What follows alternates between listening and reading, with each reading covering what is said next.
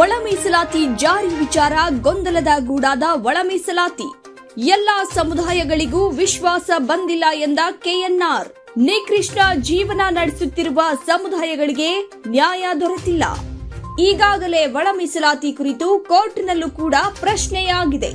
ಒಂದು ಸಾರಿ ಕೋರ್ಟ್ಗೆ ಹೋದ ಮೇಲೆ ಕೋರ್ಟ್ ತೀರ್ಮಾನ ಏನು ಬರುತ್ತದೆಯೋ ಅದೇ ಅಂತಿಮ.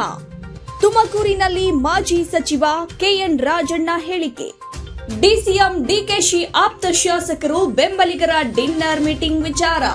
ಯಾರೇ ಡಿನ್ನರ್ ಮೀಟಿಂಗ್ ಮಾಡಿದ್ರು ಕೂಡ ಅದರ ಹಿಂದೆ ಹಿಡನ್ ಅಜೆಂಡಾ ಇದ್ದೇ ಇರುತ್ತೆ. ಡಿನ್ನರ್ ಮೀಟಿಂಗ್ ಇವರೇ ಮಾಡಲಿ, ಅವರೇ ಮಾಡಲಿ, ಇನ್ನೊಬ್ಬರೇ ಮಾಡಲಿ, ಅದಕ್ಕೆ ಹೆಚ್ಚು ಅರ್ಥೈಸಿಕೊಳ್ಳುವಂತಹ ಅಗತ್ಯ ಇಲ್ಲ. ಮಾಡಬೇಡ ಅಂದ್ರೂ ಮಾಡ್ತಾರೆ. ಅದಕ್ಕೋಸ್ಕರ ಯಾರ್ಯಾರು ಏನು ಮಾಡಬೇಕೋ ಮಾಡಲಿ ಬಿಡಿ, ತಪ್ಪೇನೂ ಇದೆ. ಕಾಂಗ್ರೆಸ್ನಲ್ಲಿ ಗೊಂದಲ ಇದ್ದೇ ಇದೆ, ಇಲ್ಲ ಅಂತ ಯಾರು ಹೇಳಿದವರು?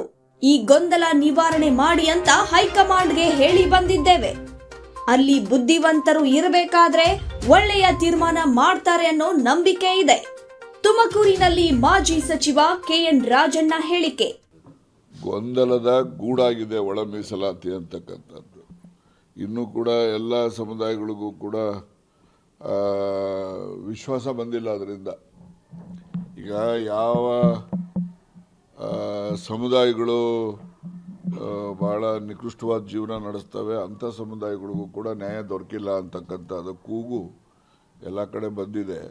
ಮತ್ತು ಈಗಾಗಲೇ ಒಳ ಮೀಸಲಾತಿ ಕೋರ್ಟಲ್ಲೂ ಕೂಡ ಪ್ರಶ್ನೆ ಆಗಿದೆ. ಕೋರ್ಟಲ್ಲಿ ಎಲ್ಲ ಒಂದ್ಸರಿ ಕೋರ್ಟಿಗೆ ಹೋದ್ಮೇಲೆ ಕೋರ್ಟ್ ತೀರ್ಮಾನ ಏನು ಬರ್ತದೆ ಅದು ಅಂತಿಮವಾಗಿರುತ್ತೆ. ಮಾಡಲಿ ಬಿಡಿ, ತಪ್ಪೇನಿದೆ.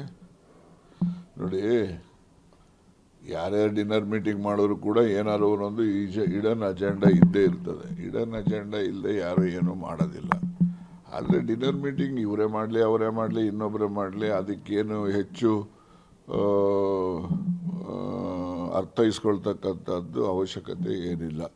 ಮಾಡಬೇಡ ಅಂದರೂ ಮಾಡ್ತಾರೆ. ಅದಕ್ಕೋಸ್ಕರ ಯಾರ್ಯಾರಿಗೋ ಏನೇನು ಮಾಡಬೇಕೋ ಮಾಡಲಿ ಬಿಡಿ, ಅದ್ರ ತಪ್ಪೇನಿದೆ. ಗೊಂದಲ ಇದ್ದೇ ಇದೆ, ಇಲ್ಲ ಅಂತ ಯಾರು ಹೇಳಿದರು? ನಾವು ಈ ಗೊಂದಲ ನಿವಾರಣೆ ಮಾಡಿ ಅಂತಲೇ ಹೈಕಮಾಂಡ್ ಅವ್ರಿಗೆ ಹೇಳಿ ಬಂದಿದ್ದೀವಿ.